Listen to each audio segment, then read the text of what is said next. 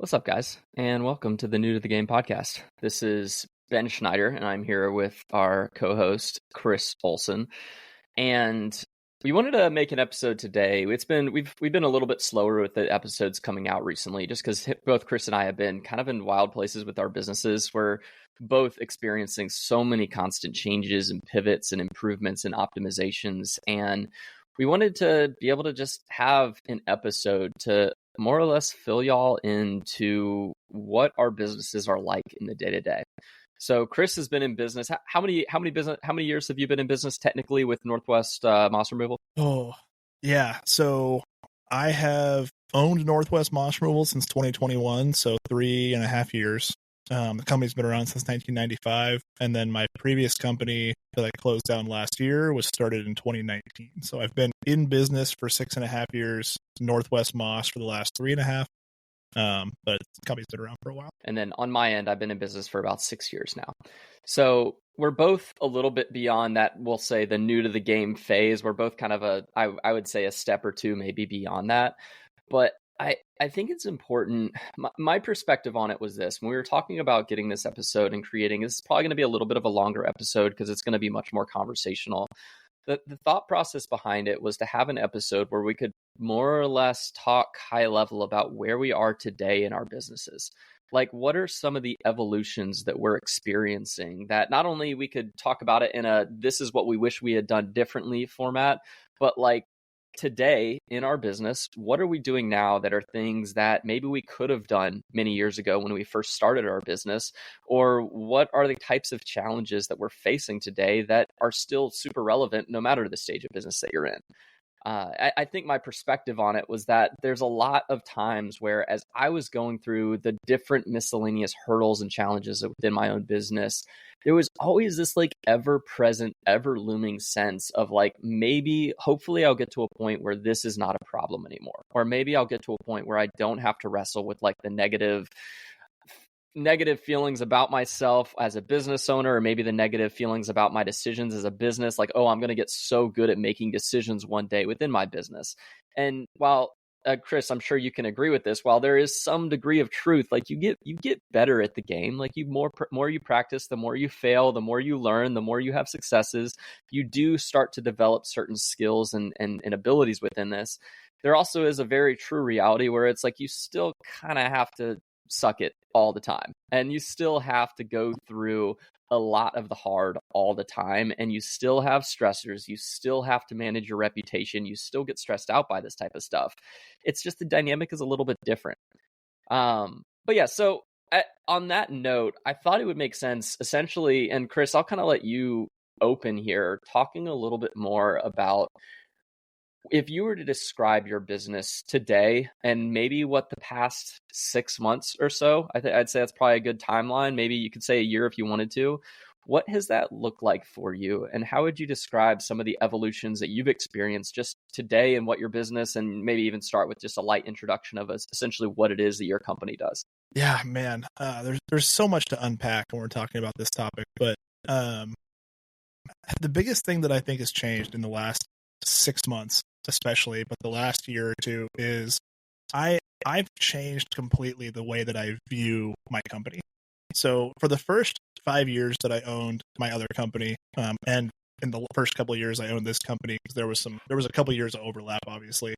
I had the realization that I spent the first few years with this like never-ending desire to get bigger, to have more people, to have more employees, to have more jobs, to have more clients, to have more revenue. And I spent a lot of time chasing KPIs, metrics, and data that felt good and looked good and were awesome, but didn't really make sense for what I really wanted at the core, which was freedom of time, freedom of money, freedom from the things that you have to do, the daily grind, whatever you want to call it.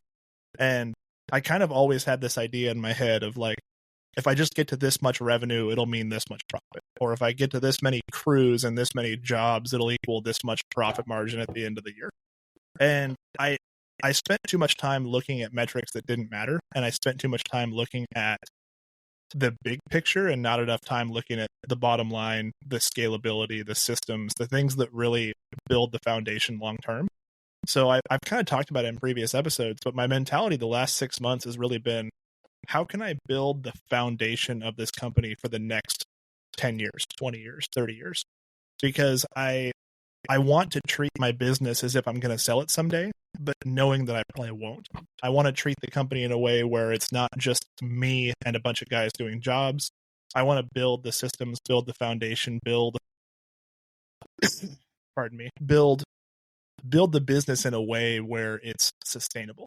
So when I was doing construction, I was always chasing those higher dollar jobs and thinking that more dollars in revenue equaled more dollars in profit. But owning a service business, which my current company, Northwest Moss Removal, we do, our average ticket size is like $700 or $800. Like we average $1,200, $1,300, $1,400 a day per crew. And right now we have 1.5, I call it 2 crews on the road, but one's a crew of 2, one's a crew of 1, because that other guy doesn't have an apprentice right now. And at the end of the day, I'm trying to build all the systems in the business in a way that longevity wise, the company will be rock solid. So a lot of my focus has been on building out systems, building out policies and procedures, writing SOPs and SOGs, filming videos and training employees to have all the same skills that I do, and trying to make the company just rock solid, build the foundation. Because my last company wasn't successful because I built the company too big, too fast without a rock solid foundation. So my current company does home service, like exterior cleaning. So I say home service because I think of service and construction differently, which I didn't before. And we do gutter cleaning, roof cleaning, siding cleaning, house washes, roof washes, window cleaning, pressure washing, driveways, patios, sidewalks.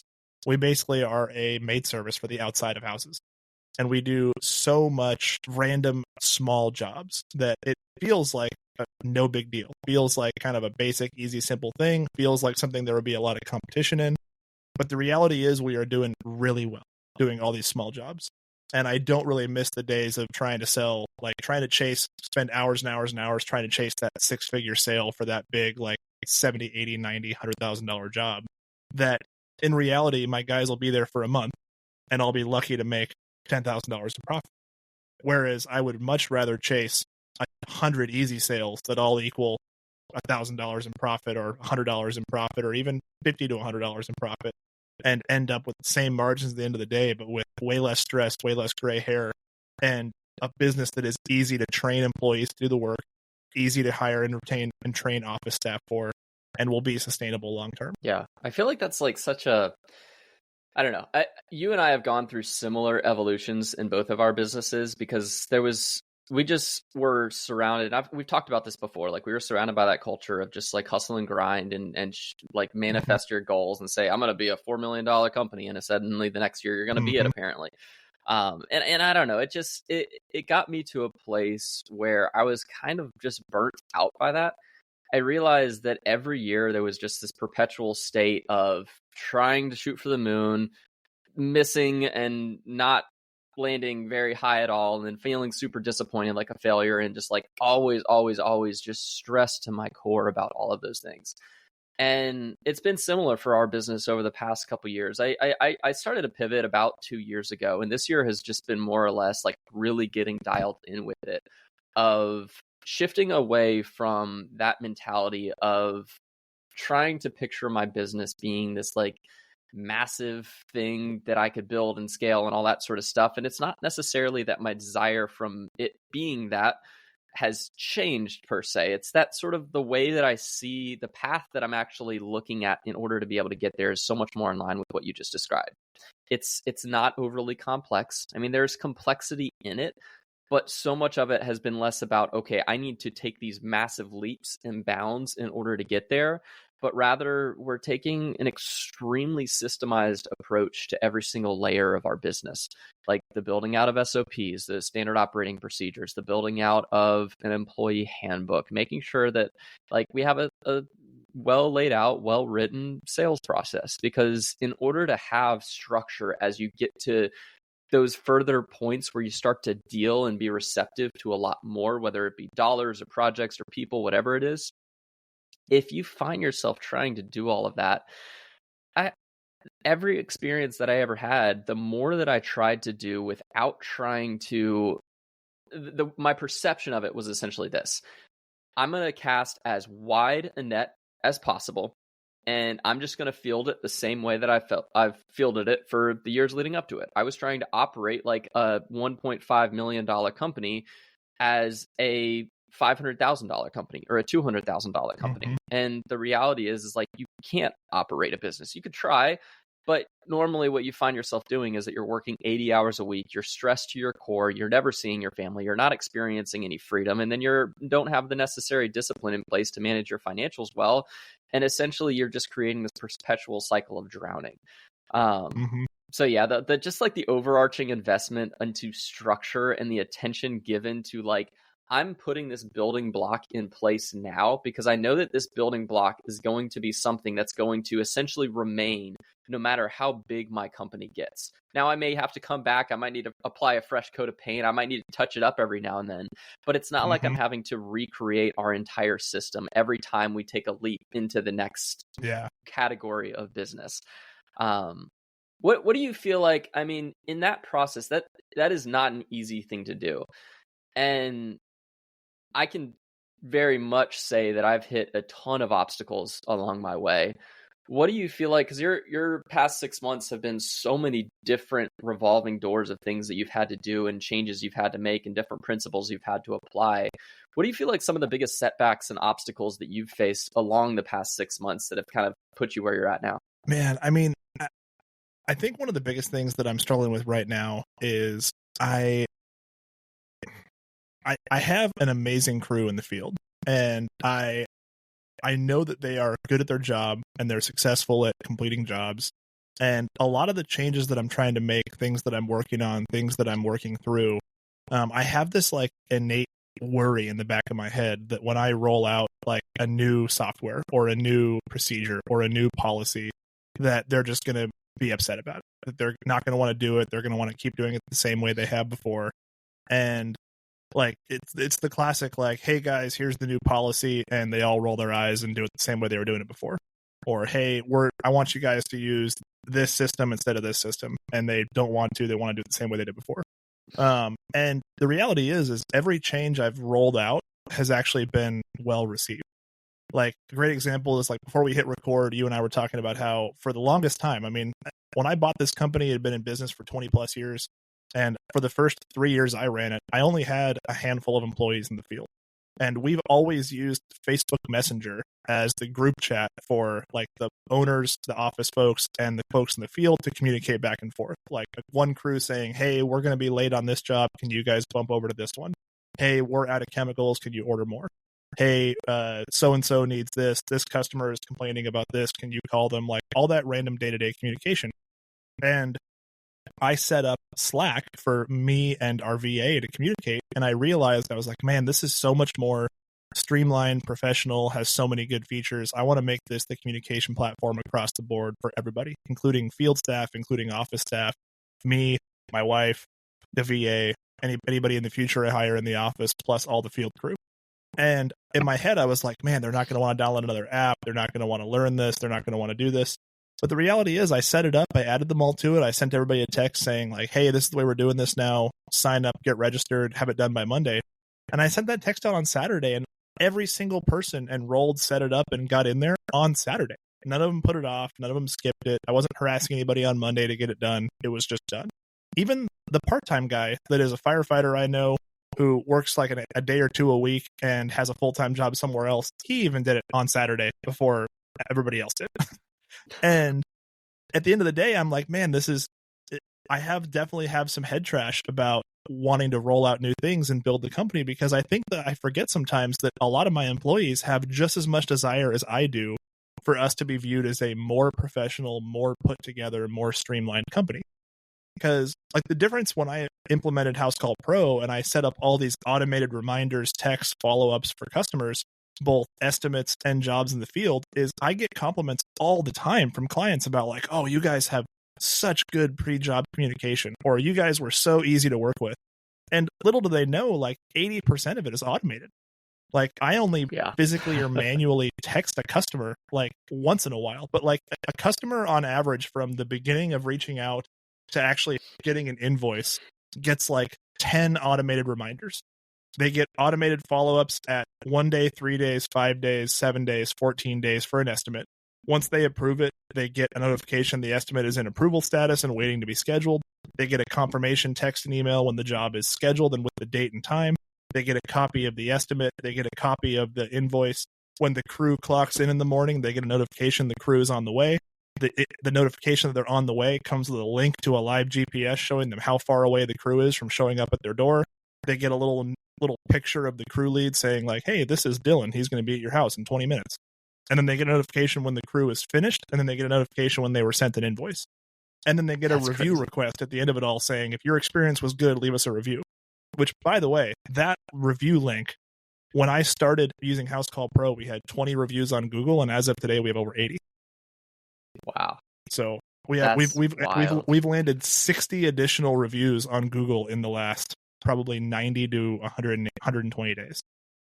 Just for the simple act of every single job automatically sends a notification saying, we appreciate your service. Leave us a review if you like your service. And we have, yes, we've gotten a couple of bad reviews because of it. But of all the reviews, like that 40 something reviews we've gotten, all of them except for 2 or 3 were 5-star reviews. We got 1 3-star review because of a miscommunication with a client where they wanted something that I knew they wanted. I didn't tell the crew about it. The crew didn't do it, and they were upset about it. No big deal. Had a 1-star review because a customer tried to call the office. Nobody got back to them, and then they never called back for a month. And because that one call got missed, they said, we tried to get a hold of you for a month, and nobody called us back. Left a 1-star review. And then I called him back, and I was like, I'll be there tomorrow and fix it. And he was like, oh, okay. And changed his 1-star review to 5. And then I had one 1-star review that was total bogus. Like I don't even think we did a job for the guy. I think it was just a bogus review, and Google removed it. So at the end of the day, in the grand scheme of things, 4.8 stars on Google, 76 reviews now total because of an automated text message that my CRM sends at the end of the job. It's amazing. Yeah. I wish I had been. I was pretty intentional about this early in my business. Of like, I'm a tech nerd, so like I do really enjoy being able to hop on to play with softwares and stuff like that. I love to be able to see like, how can this make my life better? I'm always kind of asking that question of how can I do more with less? I'd like to do more better for less, which is maybe it's a lofty dream at times, but it's crazy how much, if you really think about it, how efficient software truly makes you in this day and age. Because I mean, we're in a very modern business era, and the reality is people normally, for let's just say companies that are in that, we'll say $500,000 to 2.5 million range, they don't really expect companies like that to have it so crazily dialed in with text reminders, notifications, pictures of your crew, like all of that type of stuff. It's one of the things that I really love. There's always this idea in the back of my mind. If you were to ask some of the people on my team, they would tell you this without a doubt. I did that thing where you ask ChatGPT. It's like, over all of our conversations, what can you tell me about myself that I don't know? And basically what it said is that you're an optimizer and you just love to constantly find 1% improvements across the board everywhere, which is sort of my rule of life. But with software, it's so fun because it's like, there are things, an example would be when I'm creating an estimate, it used to be that I would have a piece of paper, like multiple pieces of paper. I would be picking up the phone and I would call like each of my suppliers and I would say, how much do you charge for this? How much do you charge for this? How much do you charge for this? I'd try to keep a record of it all eventually. And then I would just kind of have to do the math over time. I built out like a really complicated spreadsheet in order to add it all up. And now I've gotten to the point with my software, because it has pre-built formulas that you can customize and edit. I decided one day, I'm going to go in here and I'm going to play with these formulas and I'm going to make it so that I can basically optimize my estimating process. So it doesn't take me an hour and a half, or I don't have to spend the end of hours at the end of my day putting together a bunch of estimates so that I can send them to people. Like, what if I could hypothetically get an estimate to a person 5 minutes, like actually on site while I'm still doing that? What if I could just punch in the square footage of their yard and I know exactly all the necessary materials, the type of grass they want, all of that sort of stuff? What if I could do that? And it's become something now where what would have consumed 10, 15 hours of my week in the past takes me 5 minutes on every consultation. And I just knock it out really quick. And now I can focus so much more. Like, I don't have to hire a salesperson. I don't have to have 10 people working for me to operate all these functions and to scale. I just have to find efficiencies within my own single structure that I can look at my company, and internally we have myself and we have a project manager, and that's our company. Everything else is subcontracted. And it's just like, we're able to be at the scale of a much larger company without needing as much manpower, because we've just become so dedicated to constantly finding those optimizations and efficiencies. Dude, I wanted to interrupt you so bad because it's so funny.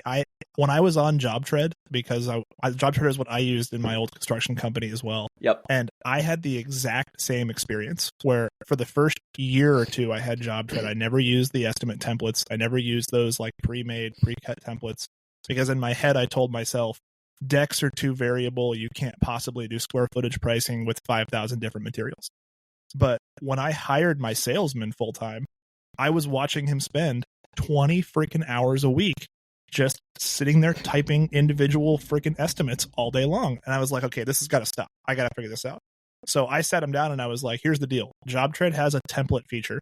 I want you and our operations manager, who actually knows how to build stuff. I hired a salesman that was a great salesman, but knew nothing about construction when I hired him.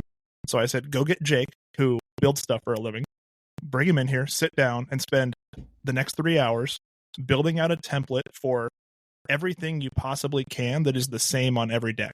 So first story framing, second story framing, staircase first floor, staircase second floor. We use a billion different products, but if you look back at the last 2 years, we used these 5 composite deck boards and these 3 types of railings on like 80% of our jobs. So write a template that includes each one of those, and then leave the blank template open with stuff unfilled for jobs where somebody wants an odd or weird material item. And I swear they sat down that day and figured this out. And the next week they came to me and they said, bro, this is literally saving us like 10, 15 hours a week. That 3 hours of work saved them, like for 6 months, they had been spending so many hours a week writing these estimates. And all of a sudden overnight, it felt like they had cut 10 hours out of their work week. Yeah. Like I think I ran into it every now and then where there was a fear of, and I still have this happen, where I think whenever I'm playing with the new software, so like, for example, we're about to set up a newer software that's essentially going to be something that we'll call an all-inclusive communication tool, where it's supposed to be one of those softwares that sort of replaces the 6 different softwares that people tend to find themselves having. So I can have one tab open instead of 10. So that's one of the things that we're going to be stepping into very, very soon during our off season. But there's always a little bit of an intimidation factor with that, because I know that like it's gonna stretch me. There's gonna be like the tweaks I have to get through. There's gonna be bugs. There's gonna be crap that I'm gonna like have already had pre-established, and I essentially have to start from scratch and rebuild it inside of this new platform. But I know for a fact, like I've just done it so many times at this point. Transitioned CRMs, added new softwares into our systems, moved from other ones, gotten rid of old ones, replaced them with new ones, and it's been a constant evolution. But the more that I sort of plant that mentality in my mind of like, okay, what I'm doing now is like, I've sort of pivoted away from decisions and away from things that I would describe as single, like decisions that have to be repetitively made. So an example is like the building out an estimate. Like I have to figure that information out every single time that I build an estimate. If I can find a way to where I don't have to make that many decisions, and I can decrease the number of decisions that I have to make because I've systematized certain parts of it, or I've built a software around certain parts of it, I know for a fact that it's going to create opportunity for me to be hyper efficient. And I can be a company without having to, again, spend an exorbitant amount on my operating costs and increasing my spending, increasing our payroll costs and all this sort of stuff. I can do more as an individual and essentially continue to optimize the one person, the 2 people within our company, and optimize our roles, find those efficiencies to eventually there will come a tipping point where I do have to onboard someone else. I do have to I have to kind of go, I've gotten this foundational layer. Now I have to move on to the next layer. But there is a lot of fun in being able to still play in this foundational layer and constantly tweak it, because I know that like when you get those foundational building blocks in place, that core software in place, typically what happens is it's not just like that's always there and it's great and it's awesome. I mean, that is true. But normally, as you scale, it allows you to scale more exponentially as opposed to having to scale in a much slower pace, because every time that you scale and you pivot, you're having to get back down in the grindworks and reset everything and all that sort of stuff. It's really I'm really emphatic about it right now, and I'd say the current today place of business that I'm in right now is like I'm very, very excited about continuing to know that I'm 6 years into business, but I'm still finding a ton of areas of optimization and efficiency that I can still unlock that's going to add 20, 30, 40% to our revenue next year. I'm here for it. Dude, and here's one of my biggest questions for you is, when you're thinking about that and all of those different things at the same time, do you see it as where you're going to be in 6 months or where you're going to be in 3 years? Or are you just thinking about today? It's a good question. I know it's a little bit of both. It's a good question, but it's a hard question, because this is something I struggle with all the time. You and I talk about this. I talk about this with other business associates and colleagues, people that you and I are both friends with, other business owners. And what I sometimes struggle with is we see this vision of where the company is right now versus where it could be. And do you feel like you spend more time thinking about where you're going to be in 6 months and all these different changes that you're making? Or are you thinking about what you're doing today more often? I would say I have it. So my mindset on business is kind of split two ways every single day. There's the stuff that's future focused, and then there's the stuff that's now focused.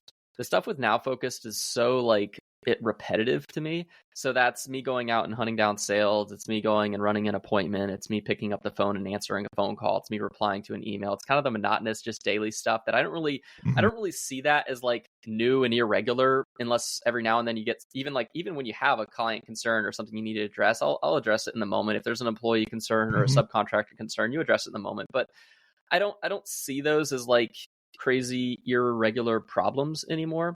It was once explained to me this way: that there's three types of problems. You have your regular problems, you have irregular problems, and then you have pathological problems. The pathological ones are the ones that if you don't change them, you're screwing yourself. The irregular problems are the ones that like they happen every now and then, and if they go unaddressed, they can become pathological. But normally you just have to build a system around them and you can overcome it. Yep. And then finally, it's the normal problems, which is essentially they're just the regular problems you run into every day. You had something go wrong on a job, someone forgot to do something, your client is upset about one thing or another, and it's just like you kind of start to pull the emotion out of those. So getting back to your question, I'm kind of going full circle with this, but going back to your question on, with going future focused, is I'm looking at my current systems and I'm asking the question of like, okay, a year from now, if I put my effort in now, is this going to still continue to perpetually serve me a year later from today? If I build out this email template, is this something that's still going to be in place a year from now that I'm still going to be regularly using? And all I'm doing is essentially just building upon this pre-existing, I call it my client experience. That would probably be a good example here.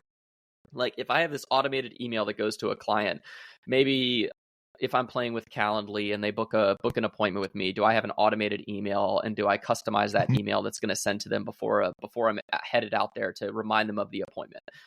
And that's like a super tiny 1% little thing. But every now and then I get a person that will comment on it and be like, oh, it was so nice that you texted me before you got out here. And I'm like, I forgot that I had that in place. Yeah. So those are like the little things that I see as I love putting that stuff in place, because I know that if I put that in place now, 6 months down the road, a year down the road, I might still get in there and tweak it and optimize it. Like, again, I'm not just going to set it in motion and never touch it again, but there is a degree of like, I can set it in motion and feel very confident that it's going to serve me 6 months from now. It's going to serve me very much like that 1 hour or 30 minutes that I put into setting it up. It's going to be something that's going to save me a huge amount of time, even if it's 15 minutes a week. that exponentially stacked across an entire year. And I've all of a sudden saved like many, many hours that I would have otherwise spent doing something that isn't really an important decision that I have to make every single day. Yeah, it's interesting. On that same note, like I've had this thought the last few weeks as I'm filming all these training videos for my VA, because I onboarded a new VA end of last month, so they're in their 3rd week, and I've probably filmed, I don't know, 20 Loom videos explaining processes, procedures, all things like that. And the first probably 4 or 5, I was talking to them. I was like, hey, Kendra, here's how you do this. And then I sent them a message like after the first week, and I was like, hey, I just want to let you know, I had the realization today, I'm going to start filming these videos instead of talking directly to you as more of a generic training video. Because that way, if you ever start training the person under you eventually, or you decide to leave, these videos are going to be a training series that I can have on Loom or upload to YouTube or have in our Slack channel to have training videos forever for whoever comes in either under you or to replace you or to work with you. And they were like, yeah, totally makes sense. That's a good idea. And that mentality change was interesting because it was such a small tweak, but it means that now I have this basically library of training where on my Slack channel for training, I have a VA training canvas in Slack, and it just says, here's the training library for all the training that you need. And it has everything step by step. Like I'll just give you an example. Like I'll read down the first part of the list. So training library canvas, standard for client communications, standard for client intake, standard for intaking web leads specifically, standard for intaking leads from Yelp specifically, attendance and daily expectations for workflow, normal routine, daily, weekly, monthly goals. Introduction to our CRM. That's a 30-minute video, but it walks through all the basic features of Housecall Pro. Services overview. I filmed a 20-minute video that just talks about roughly what we do, what the different services look like, how we do them, how to explain them to customers. Basics of estimating. It's another 30-minute long video about the basics of estimating or common, easy to estimate services.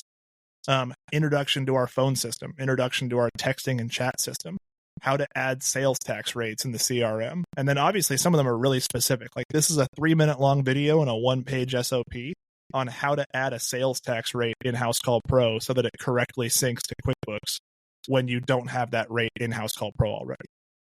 Client follow-up, how often to follow up with clients on each platform. Follow-up procedure, written procedure. Managing service plans. So our recurring annual and biannual and quarterly service agreements, how to set them up in Housecall, how to implement them, how to sell them to customers, how to talk to them. A whole video series on how to schedule and coordinate our field crews. And it just goes on from there. And I mean, that's just the ones that I've done in the last 2 weeks. And then I go to the field crew training tab. And keep in mind, all of these are easily accessible to all the employees they affect. And then for the field crew, I have daily checklist, customer frequently asked questions, the same service plan video because the guys sell those people in the field, how to complete and finalize and send an inspection report for a roof to a client, just same thing, goes down the list. And I'm going to have my operations manager that is currently a crew lead in the field, but is kind of in this transition where in a year or 2, I hope he's a partial office, partial field employee. I'm going to have him start recording himself doing everything out in the field. Because my goal eventually is to have a library of everything from here's how you install a roof anchor. Here's how you pressure wash a driveway. Here's where to park your van when you show up to a job site. Here's how to set up a ladder safely. Here's how our ropes and harnesses work. Here's how to inspect a rope and harness for safety standards. Here's how to inspect a ladder for safety standards. Here's how to secure your equipment in the truck so it doesn't fall out. Like because at the end of the day, like all of this, I mean, you and I have talked about it, but if you write an SOP or procedure that a 3rd grader can't understand, it's too complicated. And that's been my goal with all of this is now a resource library where anybody I hire in the future, whether it's another VA in the office, I now have this massive library of files, both written SOPs and Loom videos of how to do all the different office tasks. And then I'm slowly building up the same for the field crew, where I'm going to have a training library of resources for the field crew so that the new employees can watch this all instead of having to ask their crew lead how to do everything. They can kind of have a working knowledge of how things work before they show up the next day. I think it's such a fun thing too, because there is a reality. I mean, if we were both to be completely vulnerable and completely honest, like I don't have this perception when I look at my business and ever feel like, oh, I've made it, or like, oh, I'm ready to go write a Heck book no. now. We're doing a podcast, so I mean, like, we can talk about this stuff, but it's Mhm. not like we're authorities in our space by any measure. And No, I want to say that with like a no. complete honest look on the way that I perceive where my business is at. But there is a Mhm. really exciting element to all of this, because it's like some of the things that you and I are doing, and some of these mindsets that we've started to pivot and change over the course of our years, as we've kind of stepped out of what is that more infant stage of business, and maybe even past like the Mhm. toddler and the kid stage. Maybe we're teenagers now, or whatever you want to We're call it. teenagers, yeah. We're maybe preteen, but it's cool because we're in a place where, hypothetically, you think about many of the business owners that have gotten to the point where they've made it. The books that have been Mhm. written, the hun what the like there's so many of them that are Yeah. based upon principles, or based upon actions that they did in those early 5 to 10 years of them Yep. being business owners. And yeah, maybe some of them had radical success stories where they scaled to 100 million and beyond, and that's awesome and cool. But there also is like, Mhm.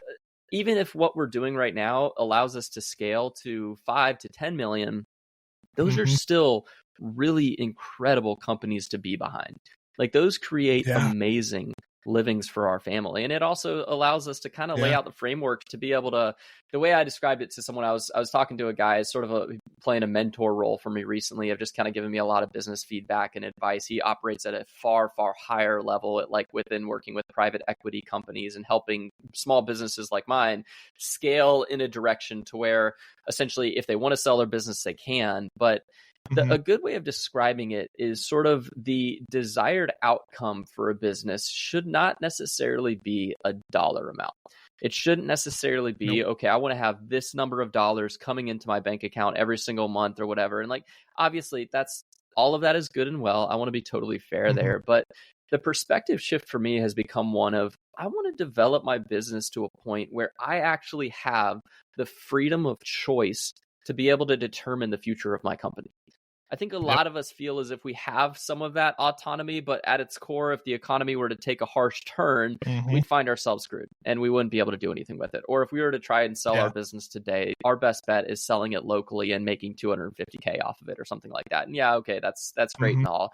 But It's great. what Yeah, if you but were able to, it's not where we wanna be. yeah, yeah, like, what if you were able to get your business to a point where, again, it doesn't have to be a dollar amount, but it to a point where you can have the freedom to say, okay, I'm going to automate my business and I'm going to let it run and operate, and I'm going to earn income from this business, and I'm going to take kind of a back seat and allow it to run. I'm going to hire a general manager and I'm going to let it do its thing. Okay, well, what are the things I'm going to need in order to be able to do that? I'm probably going to need a ton of SOPs. I'm probably going to need a really great marketing and sales system. I'm probably going to need a really great grouping of people around me.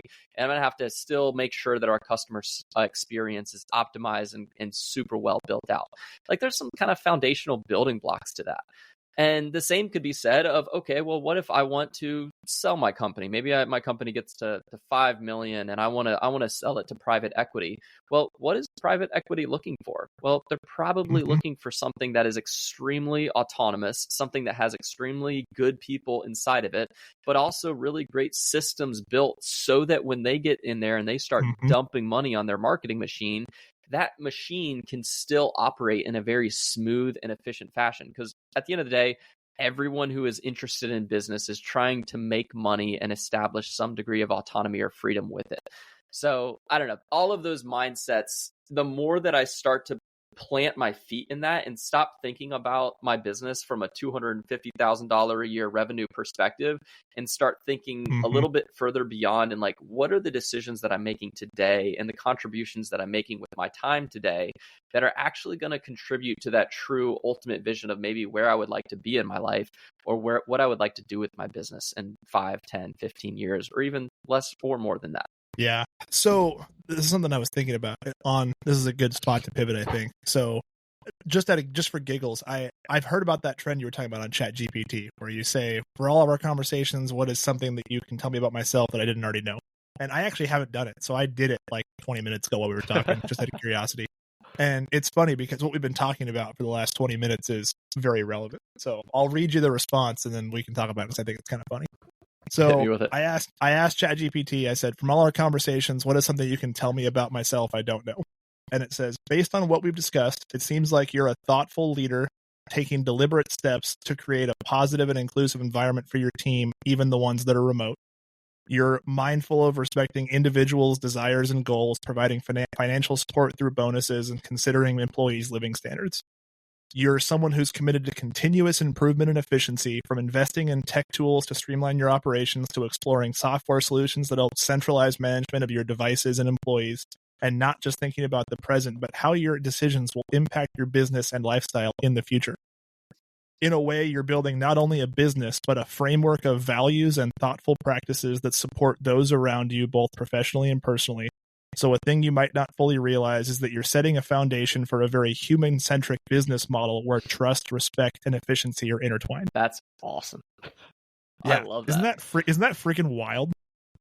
It also That's just goes so to show wild. you how insane AI is, because this is literally almost word for word what we just spent the last 20 minutes talking about. This also tells you how much we both probably use ChatGPT to make decisions within our company. Yeah. So a funny story. So yesterday I finally maxed out GPT's memory. It made me clear its cache for what it remembers about me because I had asked it so much stuff. So I had to like clear out my memory cache.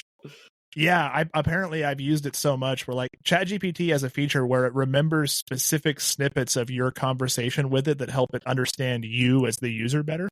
Not like your conversations as a whole, but like what it remembers about you specifically. And I actually had to clear out that cache because it maxed out. It said it can no longer remember anything else. And all right, and I did that. I deleted specific things. All right, I'm gonna dare you on this one because I did the same. So I did the same thing, and I can share mine in a second. But the follow-up question to that is, what are core weaknesses I may have that I am unaware of? I would love to hear your thoughts on that, or its thoughts on you, because I did it, and I'm one of those people that just likes to be. I'm always trying to be more self-aware and stuff, so I like to unpack that, and maybe I can psychoanalyze it a little bit too far every now and then. But it's really cool because it helps give you really helpful insights to yourself, so that you can make sure that you're not subjecting yourself to weaknesses. So hit us with one. This is wild. Go high level with it. Okay, so I'll read you the list of 4, the big picture, and then you can tell me which one you want me to elaborate on. So, perfectionism in your operations, overextending yourself, reliance on technology, and an inward focus on self-improvement. All right, I'm going to read you mine because it's so funny. They're so similar. Mine is perfectionism leading to delayed action, difficulty delegating or letting go of control, overworking or neglecting personal boundaries, and potential for micromanagement. That just makes me sound like a terrible boss, but it might be true. But yeah, it's crazy because I mean, when I read out of all of our interactions, what is one thing you may know about me that I do not know about myself? From our interactions, one thing that stands out is your natural inclination towards structured problem solving and continuous improvement, particularly when it comes to your business operations. You are consistently working on refining systems, whether it's creating better pricing models, developing training materials, improving cash flow management, or enhancing customer experience, which is, I talk to GPT about all this stuff. This suggests that you not only thrive in building something, but also take genuine satisfaction optimizing and evolving processes. This drive for refinement, not just success, reflects a focus on sustainability and legacy, which may be deeper than simply achieving business milestones. It seems that you're not looking to just grow your business. You want to perfect it in a way that outlasts the typical business cycle. You might not realize how much this longer-term vision influences your decisions. So maybe that would have been the better way to answer your question from earlier. Yeah. So mine are perfectionism in operations, and it says, you seem highly detail-oriented and dedicated to efficiency, especially with tools, management software, and processes. While this is a strength, it could lead to spending more time than needed on finding the perfect tool or process, which would slow down decision-making or pull focus away from growth and other big-picture goals. You've never done that before. Never done that before. Overextension. You take a very hands-on approach across diverse areas, supporting your team, learning new skills, managing technologies, and exploring numerous hobbies like 3D printing, ham radio, and computer program designing and engineering. I've got a lot of nerd hobbies. Uh, Juggling so many responsibilities and hobbies simultaneously can sometimes dilute focus or lead to burnout if boundaries aren't clearly set.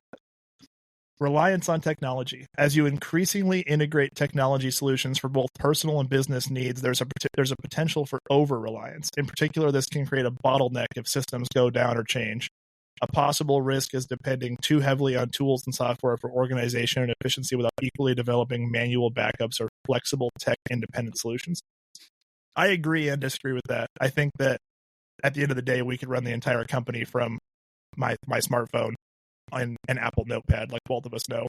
But I think that having a redundant, like, I'm not sure what it means by having a redundant system for things like a CRM for a business. I mean, I'm not going to get a Rolodex and put every customer on an index card, but I understand that. I do manually back up data and things like that. So if my CRM servers crash tomorrow, I'd still have my whole customer list and everything else. And then inward focus on self-improvement. Your dedication to learning and improving is clear, whether in technology, hobbies, or leadership. The potential downside is focusing so much on becoming better individually that you might miss opportunities to delegate or bring in external expertise to lighten your load or strengthen your team. No shit. We both know that's a problem. We both have. Yeah.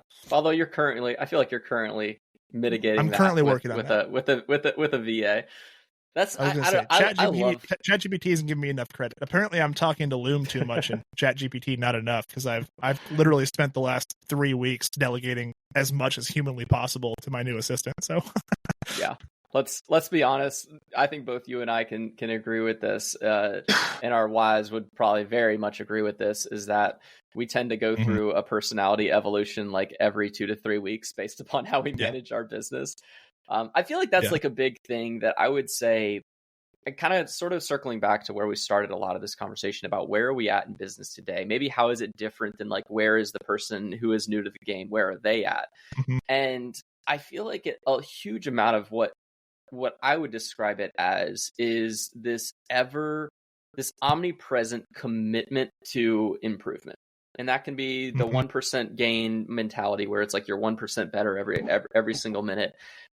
I think where I pivoted from where I used to feel like I had to be, which was, it was away from that 1%. And it was normally more of like, I looked at my decisions as like, it needs to be 25 to 50% better every single day. I have to be on this like very aggressive, extremely aggressive path of improvement, because I never really it was very difficult, and I often had anxiety when I tried to picture where my business might be a year from today, because I knew at its core that I was dealing with not only like was the business itself super insecure, but I was super insecure. But I think now that I've had the opportunity to sort of live that lifestyle of 1% improvement every single day, obviously there are setbacks and there are times where I don't feel like I'm 1% better every single day, but at its core, there's this ever increasing improvement that I'm after, which I think as a business owner, if I could rewind 6 years ago and put myself back in that seat, even if I still knew just as little as I knew then about business, if I had just been willing to step into a mentality of that 1% improvement every single day and accept that despite I can't see what's on the horizon of that, I might not see what 365 days later looks like, I still know that my tiny contributions are going to have massive impact at the end of the year and in the future of my business. If I had that mentality, oh man, I wish I could see the trajectory of what that actually looks like. But it is cool that I feel like both you and I we're in a place now where we're starting to truly experience that. And again, I know that we're not masters of business. We're not guys who can sit here and coach you on how to scale your business from $0 to $6 million and beyond.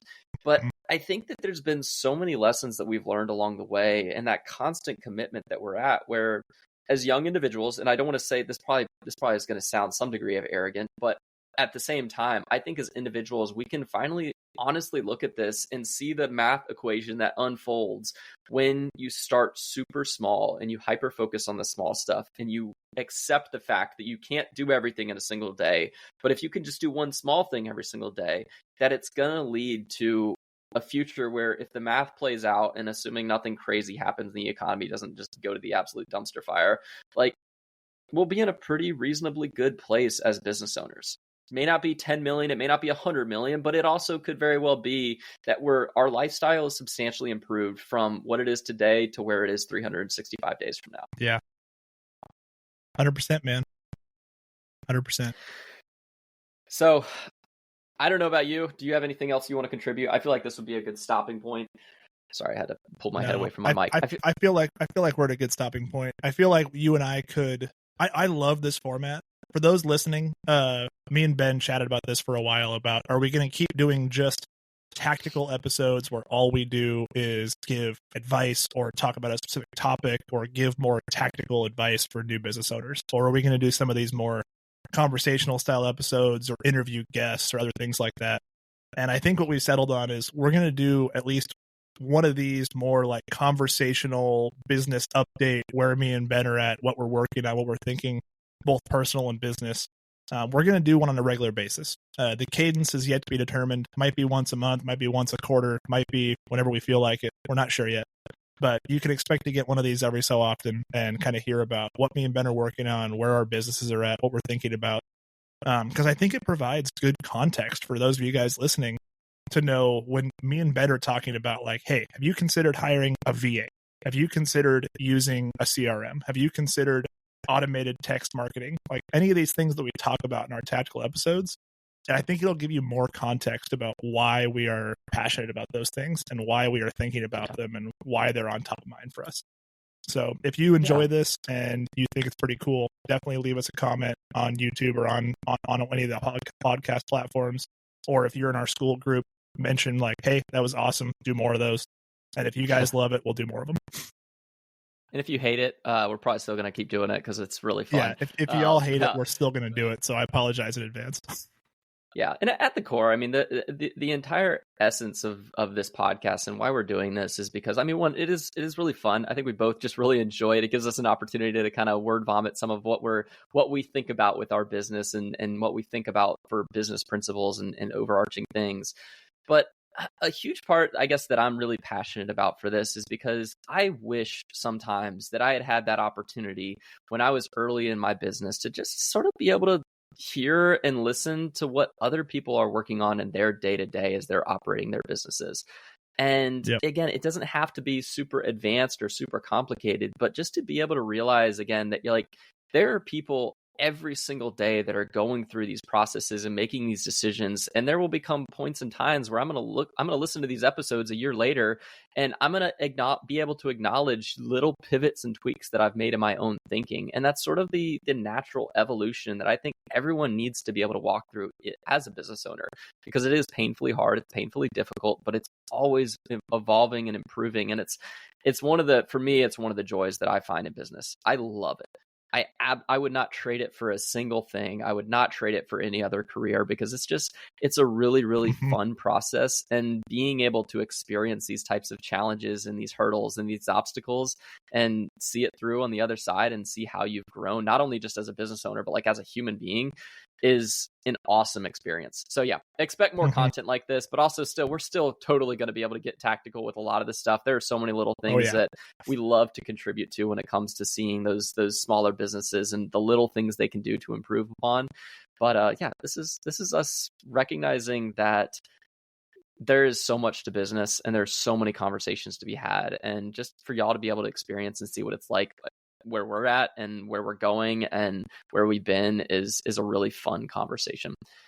So if you found this interesting, we've mentioned it before, please join our school group. Again, that's sort of just the overall community that we have that we're developing. That's a place where we can just kind of be together in business and go through the process and share our lessons, share our experiences, share our problems and the situations that we're working through actively, and just be able to experience this thing together and develop a true community around being business owners, young and in the trades. But again, please comment, check out the podcast on whatever platform you're watching or listening to it on. And we can't wait to do more of these episodes and can't wait to see you guys soon on the next one.